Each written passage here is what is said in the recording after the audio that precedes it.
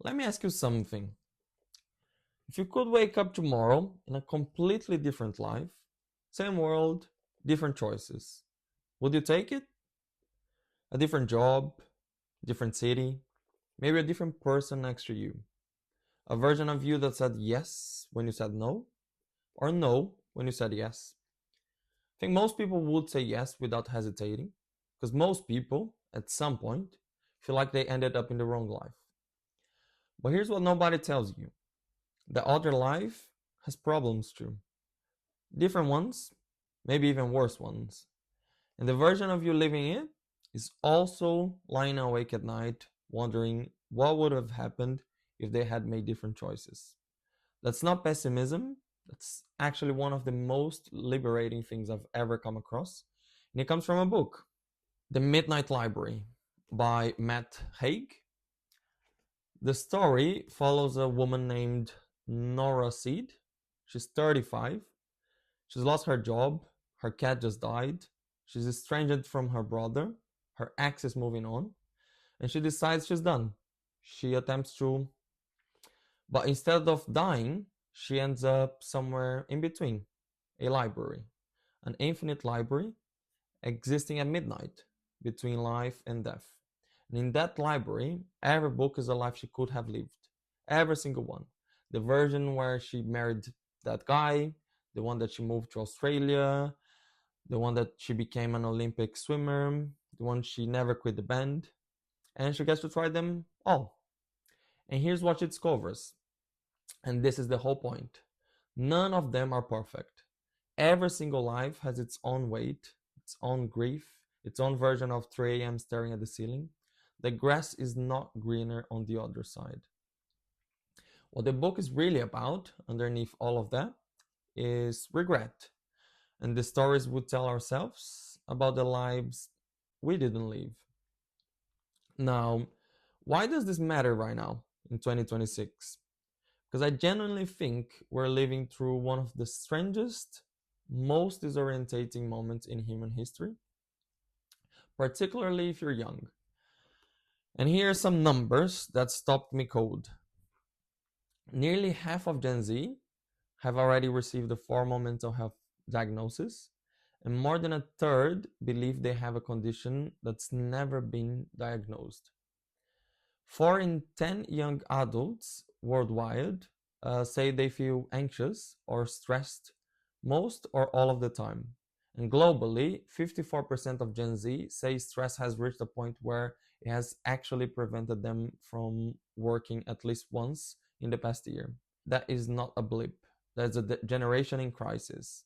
And the reasons are layered: economic instability, a job market that feels like a locked door, unemployment rates among new graduates have spiked, with AI increasingly being cited as the culprit, companies automating entry-level roles in data analysis, writing, and research that used to be a young person's first step on the ladder.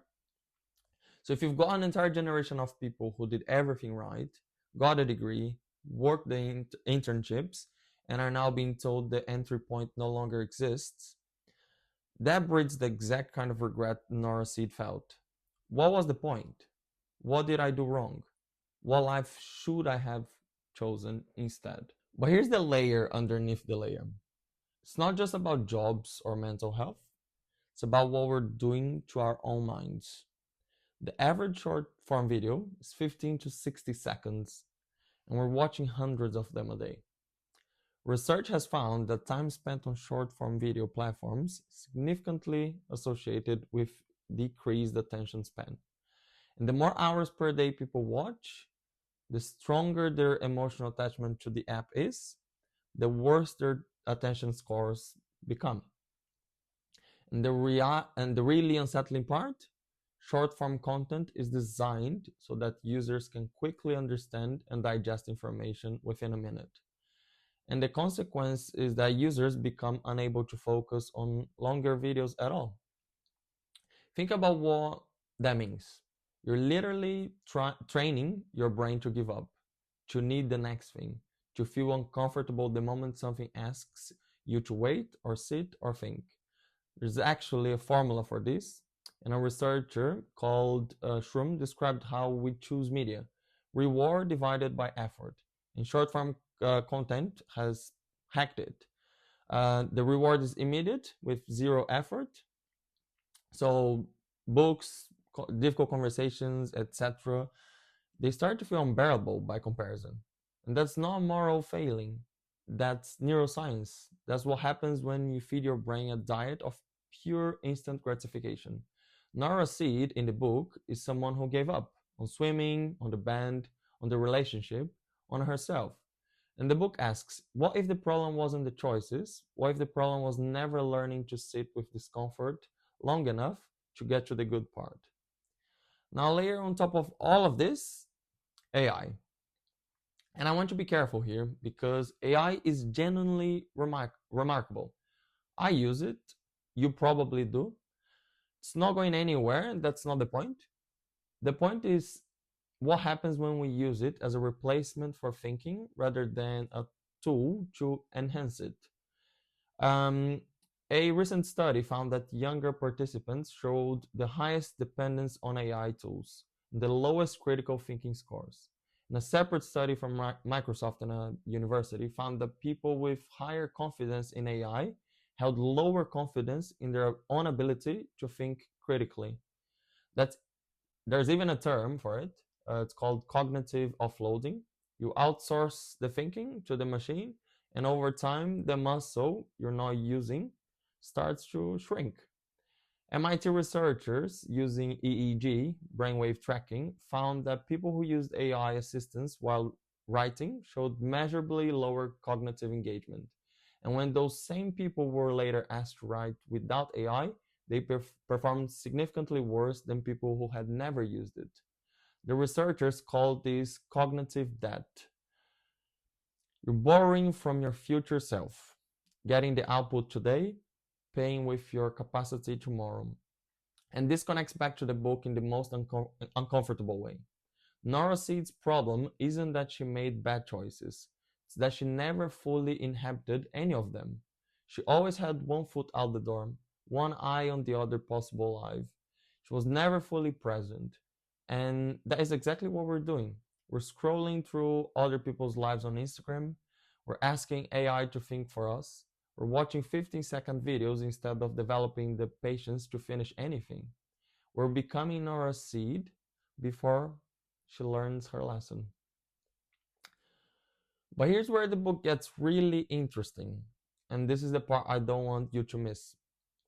At one point, Nora lands in what should be the perfect life. She's famous, she's successful, she's with someone who loves her, and she still feels wrong because she didn't build it.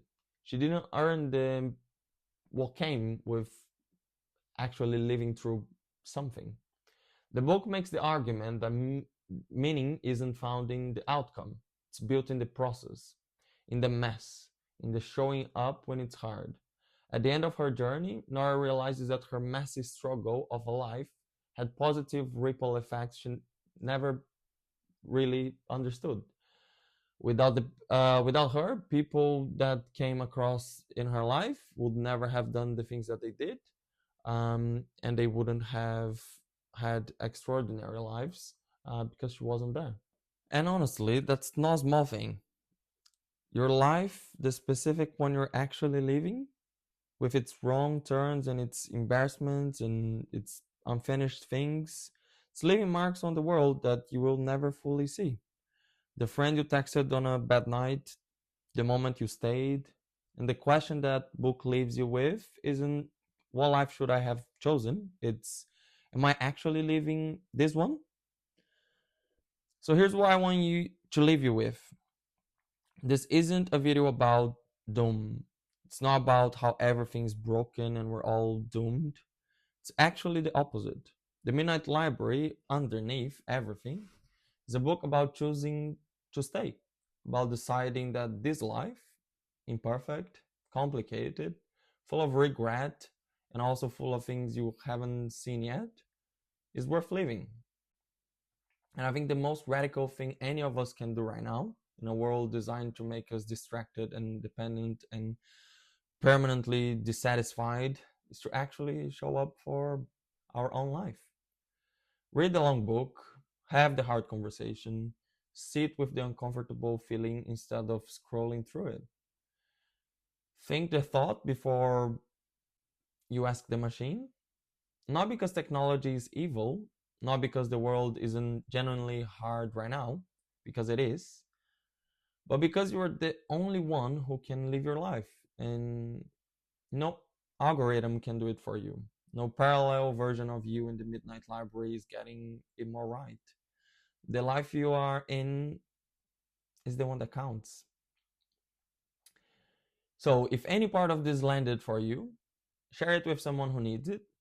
And if you've read the Midnight Library, I'll genuinely love to know what it meant to you. Drop it in the comments, and I'll see you guys in the next one.